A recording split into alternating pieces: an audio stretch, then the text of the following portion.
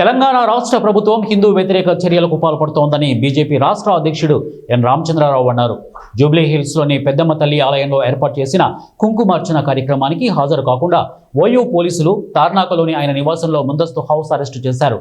ఈ సందర్భంగా ఎన్ రామచంద్రరావు మాట్లాడుతూ తెలంగాణ రాష్ట్రంలో హిందువులు స్వేచ్ఛగా పూజలు చేసుకునే అవకాశం కూడా లేకుండా పోయిందని తీవ్రంగా మండిపడ్డాడు.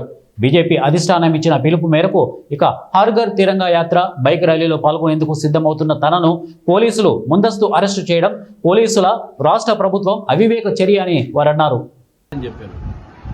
నాకు ఆశ్చర్యం అనిపించింది. ఇవాళ తిరంగా ర్యాలీ ఉన్నది, తిరంగా యాత్ర ఉంది, దానికి హౌస్ అరెస్ట్ ఎందుకని. తర్వాత పోలీసులు చెప్పారు బంజారా హిల్స్లో పెద్దమ్మ టెంపుల్లో కుంకుమార్చన కార్యక్రమం ఉంది, అందుకే మిమ్మల్ని హౌస్ అరెస్ట్ చేస్తా ఉన్నా అని చెప్పారు. ఇది హిందువులు ఏదైనా పండుగ చేసుకున్నా, గుడిలో పూజ చేసినా బీజేపీ రాష్ట్ర అధ్యక్షుడు అరెస్ట్ చేయడం అయిందో నాకు అర్థం కాలేదు. కాంగ్రెస్ ప్రభుత్వము ఈ రకమైన వైఖరితోని హిందూ వ్యతిరేక ప్రభుత్వంగా ఈరోజు పేరు తెచ్చుకున్నది. ఈరోజు పెద్దమ్మ టెంపుల్లో అది కూడా కూరేయటం అనేది రెవెన్యూ అథారిటీస్ బంజారా హిల్స్ కూడగొట్టారు.